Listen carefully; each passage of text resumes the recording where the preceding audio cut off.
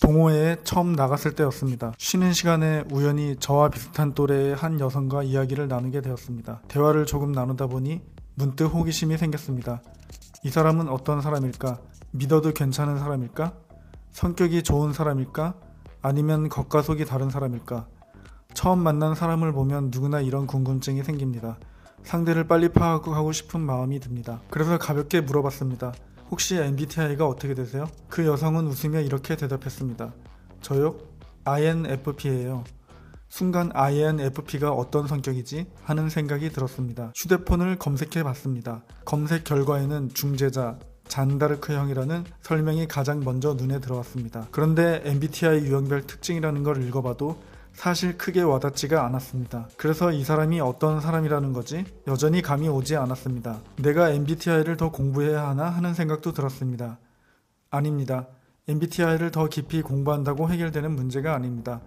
MBTI는 사람의 성격을 간단히 이해하는 데는 도움이 될 수 있지만 한 사람의 성격을 깊이 파악하기에는 분명한 한계가 있습니다. 실제로 심리학자처럼 성격을 연구하는 전문가들은 사람을 이해할 때 MBTI와는 다른 틀을 활용합니다. 이 영상을 끝까지 보시면 처음 만난 사람도 어떤 성격 유형인지, 어떤 행동 패턴을 보일 가능성이 높은지 훨씬 빠르게 파악하는 기술을 얻게 되실 겁니다. 며칠 동안 이 영상에서 배운 내용을 떠올리며 주변 사람들을 관찰해 보세요. 아마 이전에는 보이지 않던 행동 패턴과 성격의 특징이 하나둘씩 눈에 들어오기 시작할 겁니다. 왜 우리는 MBTI를 검색하고도 이 사람이 어떤 사람인지 잘 모르겠다는 느낌을 계속 받는 걸까요? 그 이유는 MBTI가 사람의 성격을 깊이 분석하기 위한 도구라기보다 개인의 심리적 선호 경향을 이해하기 위해 만들어진 검사이기 때문입니다. MBTI는 1940년대 캐서린 브리스와 그녀의 딸 이자벨 마리어스가 심리 유형 이론을 바탕으로 개발한 성격 검사입니다. MBTI는 사람의 심리적 선호 경향을 이해하는 데는 도움이 되지만 왜 그런 행동을 반복하는지, 어떤 방식으로 인간관계를 맺는지까지 깊이 설명해 주지는 못합니다. 반면 지금부터 소개할 낸시 맥 윌리엄스의 성격구조 이론은 수십 년간의 임상 경험과 정신분석 이론을 바탕으로 발전해온 이론입니다. 그런데 많은 사람들이 이 이론을 오해합니다. 맥 윌리엄스는 성격구조를 대표적인 9가지 유형으로 설명했는데 이 유형들이 DSM의 성격장애 분류와 상당 부분 겹치기 때문입니다.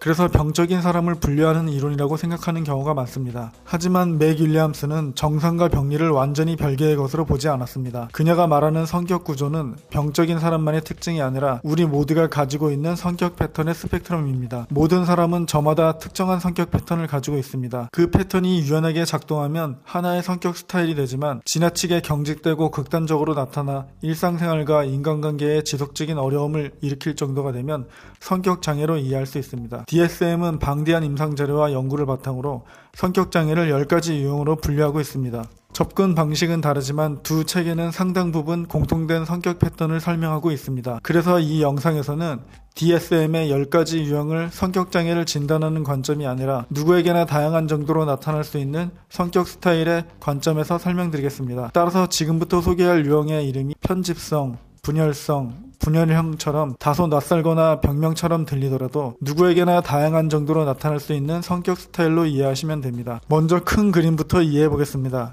10가지 성격 스타일은 크게 3개의 그룹으로 나눌 수 있습니다. 이 세 그룹의 특징만 제대로 이해해도 전체적인 그림이 훨씬 선명해집니다. 한 가지 꼭 말씀드리고 싶은 것이 있습니다. 이 분류는 사람에게 낙인을 찍거나 저 사람은 원래 저런 사람이야 라고 단정하기 위한 것이 아닙니다. 사람을 비난하거나 판단하기 위한 도구가 아니라 사람을 더 깊이 이해하기 위한 지도라고 생각하시면 됩니다. 처음부터 10가지를 모두 외우려고 애쓰지 마세요. 큰 틀을 먼저 이해한 뒤 각 그룹 안에 있는 성격 스타일을 하나씩 살펴보면 훨씬 쉽고 오래 기억됩니다. 세 그룹은 다음과 같습니다. 내면 중심의 사람들의 A그룹, 감정이 크고 관계가 드라마틱한 사람들의 B그룹, 불안이 크고 신중한 사람들의 C그룹. 그럼 지금부터 첫 번째 그룹인 A그룹부터 살펴보겠습니다. A그룹, 내면 중심의 사람들. A그룹은 에너지를 바깥으로 많이 쏟기보다 자신의 생각과 내면 세계에 집중하는 사람들입니다. 겉으로는 조용하고 차분해 보이지만 머릿속에서는 끊임없이 생각하고 관찰하고 자신만의 방식으로 세상을 이해하려고 합니다.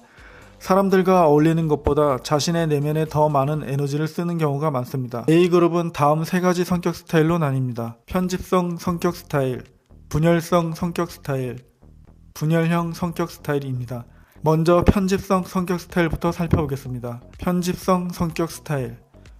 편집성 성격 스타일은 한마디로 말하면 신중하게 의심하는 사람입니다. 이들은 사람을 쉽게 믿기보다 먼저 관찰합니다. 혹시 내가 놓친 건 없을까? 저 사람에게 다른 의도가 있는 건 아닐까? 이처럼 항상 여러 가능성을 생각하며 주변을 살핍니다. 이들에게 가장 중요한 가치는 안전과 신뢰입니다. 그래서 다른 사람보다 조금 더 신중하게 확인하고 쉽게 결론을 내리지 않습니다. 편집성 성격 스타일은 항상 방패를 들고 다니는 기사와 같습니다. 세상이 언제든 자신을 공격할 수도 있다고 생각하기 때문에 미리 대비하고 경계합니다. 방패를 들고 다닌다고 해서 겁이 많은 사람이라는 뜻은 아닙니다. 오히려 위험을 미리 발견하고 대비하려는 성향이 강한 사람이라고 이해하시면 됩니다. 떠올릴 수 있는 캐릭터는 드라마 스카이캐슬의 김혜나나 추리소설이나 첩보물에서 모든 단서를 끝까지 확인하는 인물들이 이런 특징을 일부 보여줍니다. 예를 들어 셜록 홈즈처럼 작은 단서도 놓치지 않고 의심하며 확인하는 모습은 이러한 성향을 떠올리게 합니다. 현실에서는 상사의 말 한마디도 여러 번 곱씹으며 의미를 분석하는 사람, 중요한 결정을 내리기 전에 사실관계를 꼼꼼하게 확인하는 사람, 항상 최악의 상황까지 대비하는 사람 등이 이에 해당합니다. 이렇게 대하면 좋습니다. 편집성 성격 스타일의 사람에게 절대 너 너무 예민해 라고 말하지 마세요.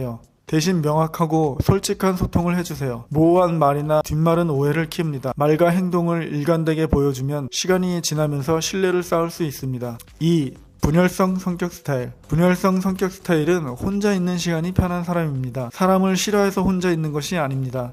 혼자 있을 때 가장 편안함을 느끼고 에너지가 잘 회복되는 사람입니다. 인간관계도 싫어하는 것이 아니라 많은 관계보다 소수의 편안한 관계를 더 선호하는 경우가 많습니다. 혼자 책을 읽거나 연구를 하거나 취미에 몰두하는 시간이 무엇보다 소중합니다. 충전기를 꽂아야 다시 움직이는 전자기기와 비슷합니다. 혼자만의 시간을 보내야 다시 충전됩니다. 그에게 혼자 있는 시간은 꼭 필요한 회복의 시간입니다. 떠오를 수 있는 캐릭터로는 영화나 드라마를 보면 혼자 연구하거나 조용히 자신의 일에 몰두하는 과학자나 장인 캐릭터들이 이런 특징을 일부 보여줍니다. 현실에서는 주말에 혼자 책을 읽거나 게임을 하는 것이 가장 행복한 사람, 모임에 빠진다고 해서 크게 아쉬워하지 않는 사람, 연락이 조금 뜸해도 크게 불편하지 않는 사람, 혼자 여행하거나 혼자 카페에 가는 시간을 즐기는 사람 등이 이에 해당합니다. 이렇게 대하면 좋습니다. 분열형 성격 스타일의 사람에게는 혼자 있는 시간을 존중해주는 것이 중요합니다. 왜 이렇게 혼자 있어? 좀 사람들하고 어울려. 이런 말은 오히려 부담을 줄 수 있습니다.